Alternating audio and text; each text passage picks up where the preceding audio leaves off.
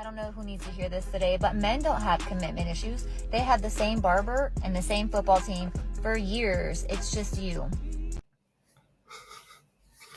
You know what? That's actually kind of valid, man, considering, before I started shaving my head, I always had the same barber for years. And Lord knows, being from Cincinnati and being a Bengals fan and even a Reds fan, dealing with all the losing seasons in the past. And now, for the first time in about a decade, both teams are looking like competitors now. What's going on, YouTube? It's your boy Ron back with another video. If you're new to the platform, welcome to the tribe. By the end of this video, I hope you subscribe. So, I came across a clip that showed me a stat that made my jaw drop, man. I had no idea of this stat, but it's real, fellas, man, based on what they speak on here. And as always, we'll build our way up to it. So without further ado, let's go ahead and jump into the next clip. It is Wild Wednesday, and I'm going to get wild and offensive with my videos because I think it's time somebody digs deep into our culture and into our people to figure out what is going on upstairs with our women. Divorce is on the rise more than ever among Middle Easterns, whether they live in the Middle East or abroad. And just like we saw among westernized countries like America, when the women became independent is when the family structures collapsed. They collapsed to the point where now women are waking up and saying, you know what? I want a home again. I want my kids to have a healthy home. Well, the Middle Easterns are not there. We are at the point where we are collapsing because not only are women independent asking for a divorce, but we also have culture shock. A lot of our women are extremely spoiled. Yes, I said it. A lot of our women are extremely spoiled, and the men cannot keep up. What is happening with our women? We went from a point where Arab men used to tell each other, marry her young, مشان تربيها على إيدك, so you can raise her your way, which is not right either. Come to find out, المرأة ما بتتربى. You cannot raise a woman because we get to a point where we know what we want. And did you guys know that 70% of divorces are initiated by women? And of those women, 90% of them are college educated. Are they sick of the abuse and they want out because they know they can support themselves? Or do they no longer want to make the sacrifice for their marriage? Let's talk about it. Damn, man. Even the Middle Easterns women are starting to become westernized. So, lady, that's part of the problem. And second of all, I'm going to lean towards the second choice that you mentioned at the end of the clip. And at the end of the day, neither party is really incentivized when it comes to marriage anymore. Men aren't really incentivized to get into marriages. Men are no longer incentivized to get married because women are incentivized to get out of a marriage. Let me say that again. Men are no longer incentivized to get married because women are incentivized to leave the marriage. That's pretty much where it starts at. So therefore, they don't feel the need to sacrifice. As men, however, the moment we get married, we're sacrificing. All right, let's keep it moving. All these women who are saying, no, I want you to be around and change the diapers and do 50%. She's not going to bring 50% of the money. She's going to stop her job. So you're going to have to do 50% of her stuff and 100% of your stuff. It's not real. It's a fantasy. It's a modern day myth that in many cultures today is viewed as ridiculous. Why would you sign up to that nonsense, that modern degenerate programming, which leads to divorce rates in broken households anyway? You need to make sure that as a man, you've found a woman who wants the same thing as you. And if she is a grounded, traditional values, feminine, healthy woman, she won't want you to do all that stuff anyway because she'll understand, no, that's my job.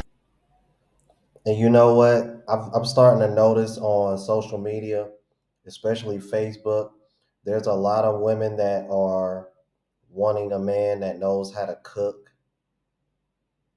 I don't know, man. Y'all let me know if y'all been seeing that on y'all social medias a lot. I've been seeing a lot of that lately. And the women that are saying that are the women that either don't know how to cook or just don't want to.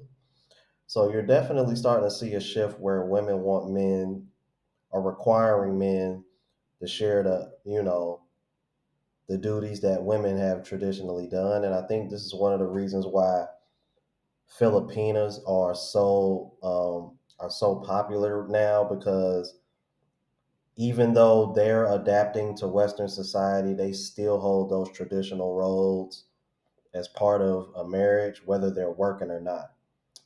So, very interesting, man. Let's keep it moving. Every time a court rules in favor of a chick having $100,000 a month, that puts men off to a level. Like, it's fine if there was a baseline child support, $1,000 a month, $2,000 a month. That's if you have a kid, baseline, regardless of income. If your man wants to give you more, he does. If he doesn't, whatever. But when you come along and start saying this percent of a man's income, do you have any idea how scary that is to a man who works for his money?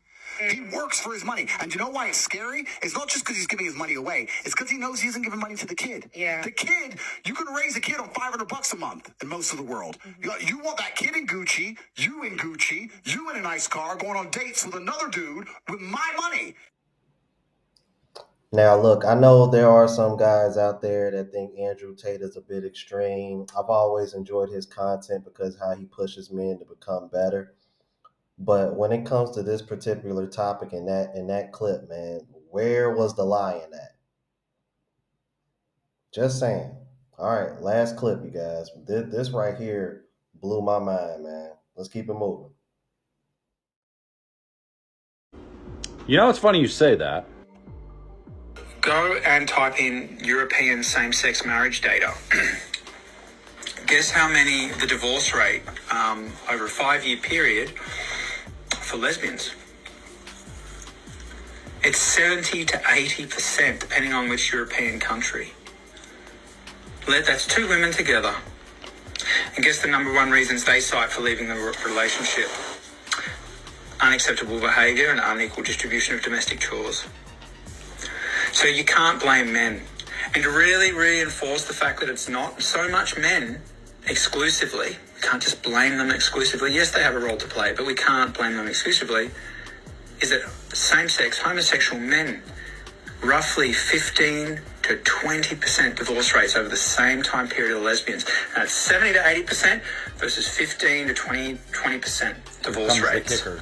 And guess who has the highest domestic violence rates? By far, the lesbian couples. You know, so you get all of these women complaining about men and how they can't handle men and how men do nothing around the house, this and that, yada, yada. It's always the same story, right? Then you see the statistics on lesbian couples, women with women, and yet they're still divorcing at the same rate with the same argument is that the other partner didn't do their share. So how can you blame men? And then when you see, you know, homosexual relationships and their marriages divorcing at a much lower clip, what do you think it really is? Are the men truly the problem?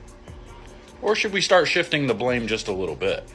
Now, don't get me wrong, of course, like I said in previous videos, men are obviously a problem in, you know, some circumstances or many circumstances. But when you look at the data of what's really going on here, it's hard to put all that blame on the men. So all of you that make those silly comments that say, oh, I'm about to just give up on men and I'm just going to become lesbian, you're going to have the same problem. You can't make this shit up. You can't make this shit up. Y'all heard it. Yo, when I came across this, I'm going to be honest with you guys. I was shocked. I was unaware of this stat, but it makes everything that we talk about even more valid. Think about this, man. In a Western society, because Europe is basically United States 2.0, the divorce rate between men and men with men is 15 to 20%. That's pretty damn low. So you're talking only 1.5 out of 10, 2 out of 10, versus women with women is 70 to 80%, which is about 7 out of 10, 8 out of 10. And y'all want to sit over here and blame men for everything, especially when you consider that with the lesbian couples, y'all are divorcing for pretty much the same excuses that y'all make in heterosexual marriages. Bro, this is what I mean when I say women are allergic to accountability and why they want the accountability of a damn infant. Oh, and not to mention, Now, I've already knew about this stat that lesbian couples have a higher rate of domestic violence compared to heterosexual situations. But, you know, most of us already knew that stat. But the difference between heterosexual and same-sex divorce rates, I did not know that, man. This was a very, very eye-opening clip that I came across, man. And if you didn't know this, man, y'all can Google it on your phone yourself, all right? Because I pretty much came across the same stats myself. Let me know what y'all thought about this, man. Y'all think we should start, to the female detractors based on those stats? Y'all gonna have to start taking some accountability. Y'all can't blame everything on men when homosexual divorce rates are way lower than lesbian sex couples. Just saying. But please let me know what y'all thought about this. If you're new to the platform, please subscribe. OGs, I appreciate the love and support. Make sure y'all hitting that bell notification. That way y'all know when I'm uploading. Hit the like button because it helps with the algorithm. It helps me reach a broader audience. Also look out for the travel vlog channel, Unplugged Traveler. Link is in the description and pinned in the comments. Until the next video, y'all. Deuces.